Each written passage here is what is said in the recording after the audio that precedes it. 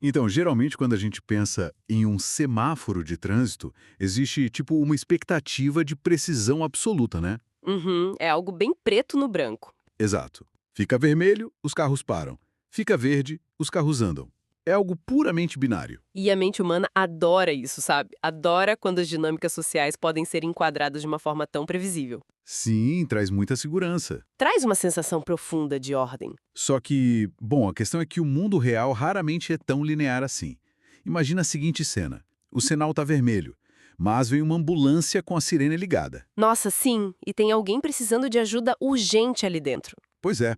De repente, aquela regra perfeita, o farol vermelho, se torna uma barreira fatal. A aplicação cega da regra causa um mal enorme. É, o cenário que era nítido fica totalmente sombrio, né? Quando a regra institucional colide com a necessidade humana. Exatamente. Dá um curto-circuito ético. Porque, tipo, nossas mentes travam.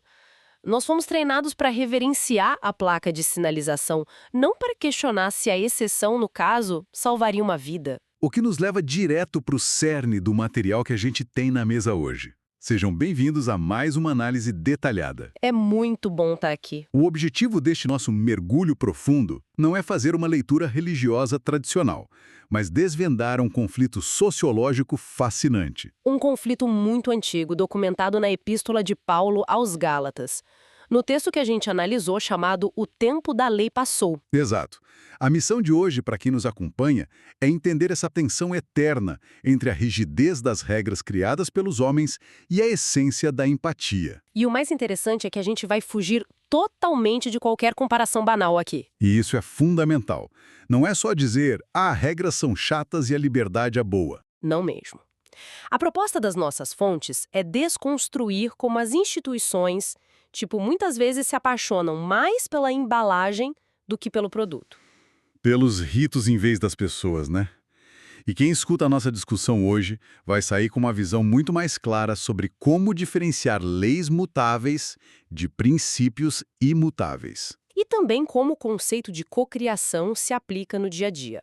Tudo isso baseado num mix muito rico de fontes históricas, bíblicas e da literatura espírita. Como as obras de Allan Kardec e Emmanuel, por exemplo. Mas, bom, para começar a entender a cabeça do pessoal envolvido nesse choque, a gente precisa montar o palco histórico. Fundamental. A gente precisa se situar. Então, o cenário era a Galácia. Hoje, essa área fica lá na região central da Turquia, onde a antiga Ancira é a atual capital Ankara. Uhum. A parte curiosa é a formação cultural desse povo, porque a Galácia foi colonizada por volta de 300 a.C. por gauleses celtas. Povos que vieram de onde hoje é a França, né? Exato. Era uma cultura tribal, muito combativa, e os costumes eram completamente diferentes das tradições do Oriente Médio. É, a mentalidade celta era, digamos assim, mais fluida, bem menos focada naqueles códigos escritos monumentais se a gente comparar com a herança judaica. E é aí que o barril de pólvora sociológico explode. Com certeza. Porque nessas comunidades cristãs primitivas que se formavam lá, a divisão era imensa. Um verdadeiro abismo cultural. De um lado, os cristãos judeus, os hebreus. Esse grupo carregava milênios de leis codificadas. Eles sentiam que tinham a verdadeira herança monoteísta. Eles se sentiam superiores, né? Na prática. Basicamente, para eles, para alguém ser aceito no grupo, tinha que cumprir estritamente os ritos do judaísmo. E a gente está falando de coisas muito pesadas. Exigência de cirurgias físicas, tipo a circuncisão. Sacrifícios no templo. Isso. E também regras extremamente complexas de guardar o sábado. O que podia ou não fazer. E do outro lado da moeda, a gente tinha os cristãos gentios. Eles vinham dessa mistura cultural celta, grega, romana. Totalmente diferente. E aí o conflito surge porque esses cristãos gentios estavam sendo forçados a adotar todas essas regras externas para, entre aspas, obter a salvação. O que, lendo as notas, parece muito mais um mecanismo de controle social do que espiritualidade pura. É o domínio pelo costume, né, Janaína? Impor a sua regra ao outro. Mas, olha, eu queria jogar uma provocação aqui para a gente não cair no óbvio.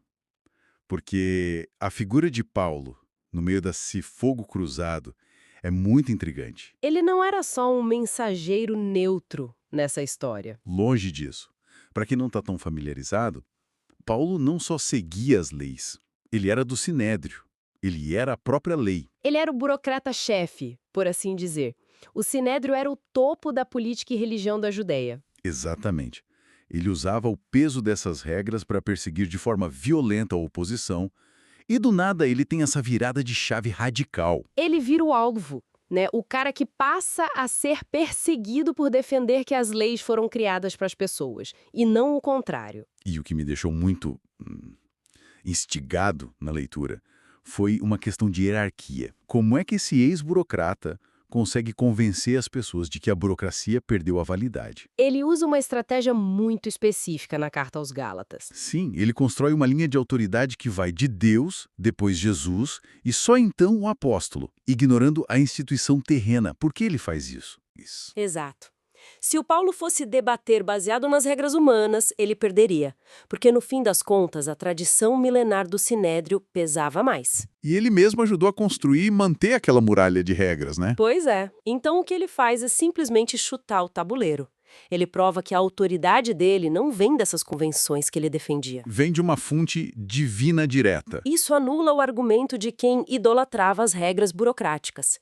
Ele diz, basicamente, que a instituição falhou no seu propósito original de gerar empatia. Tá, mas aí a discussão que as nossas fontes trazem evolui para um ponto muito lógico. Se essas leis dos homens, esses mais de 600 ritos, falham, Se isso não serve mais como âncora, qual é o padrão então? Qual é a régua que a gente deve seguir? e aí que entra uma conexão fascinante com a literatura espírita que a gente estudou. Obras como A Caminho da Luz e A Gênese. Essas fontes dão um peso totalmente diferente para o texto. Elas trazem uma visão cosmológica profunda. Jesus é apresentado não apenas como um mestre moral ali da Galileia. O que já seria muito, mas vai além. Vai muito além. Ele é colocado na posição de governador deste planeta, um co-criador do orbe. Junto com aqueles engenheiros siderais. Exatamente.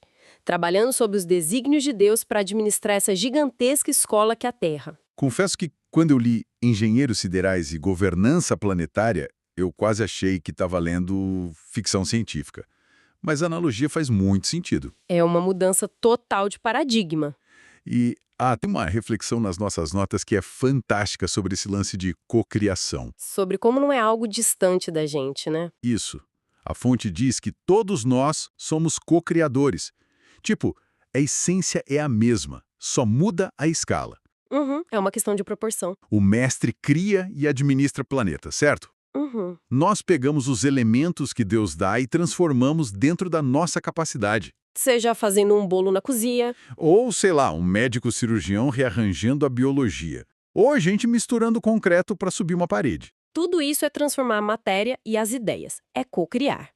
E essa magnitude toda é comprovada historicamente e biblicamente nos debates dele com os fariseus. Tem aquela passagem específica, né? Sim, o material cita João capítulo 8. Os caras questionam ele usando a tradição de Abraão como um escudo. A carteirada clássica da tradição. E a resposta é categórica. Ele diz, antes que Abraão existisse, eu sou. Nossa, isso é um peso enorme, porque conecta direto com a resposta de Deus para Moisés lá no livro de Êxodo, o famoso eu sou o que sou. Exato. Fica muito claro na fonte que Abraão e Moisés eram trabalhadores gigantescos daquela época, sim. Mas eram tipo funcionários dessa governadoria maior, né? Precisavam impor leis pesadas para um povo que estava num estágio muito rudimentar.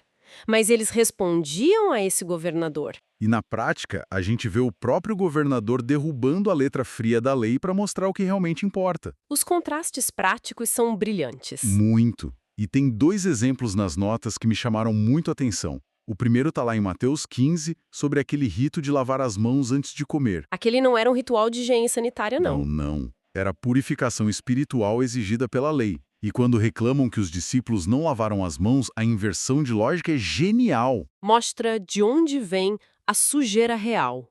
Ele diz que o que contamina o homem não é o que entra pela boca, e sim o que sai dela. São os maus pensamentos, as intenções do coração. Porque, na verdade, avaliar se a pessoa lavou a mão na bacia é muito fácil. A burocracia adora isso. É visível, é auditável, digamos assim. Agora, avaliar a moralidade e o caráter, isso exige verdade. E o ritual cego não dá conta disso. E o segundo exemplo, também relatado em Mateus, leva isso ao extremo no caso de vida ou morte. A cura da mão atrofiada num sábado. Nossa, essa é uma das colisões mais fortes entre a lei humana e a empatia. Fazer uma cura contava como trabalho. E o sábado era inegociável para o Sinédrio. Era a regra sagrada deles. E aí a provocação lançada para eles expõe totalmente a hipocrisia. A pergunta é, se uma ovelha cair num buraco no sábado, quem aqui não vai lá tirar? A resposta óbvia é que todos salvariam a ovelha. Exato. Então, se é lícito salvar um animal, como não seria lícito fazer o bem e curar um ser humano independentemente do dia da semana? A regra do descanso do sábado nasceu para proteger as pessoas da exaustão no passado, mas se transformou numa proibição cega. O que nos traz para uma analogia moderna que está nos textos e que é perfeita. A tal da síndrome do guarda do parque. Essa imagem resume todo o problema da humanidade com as instituições. Imagina a cena. Um parque botânico lindo, alguém passa mal e cai desmaiado. Tendo um ataque cardíaco ou algo assim. Isso. Aí uma pessoa que está passando corre para fazer os primeiros socorros.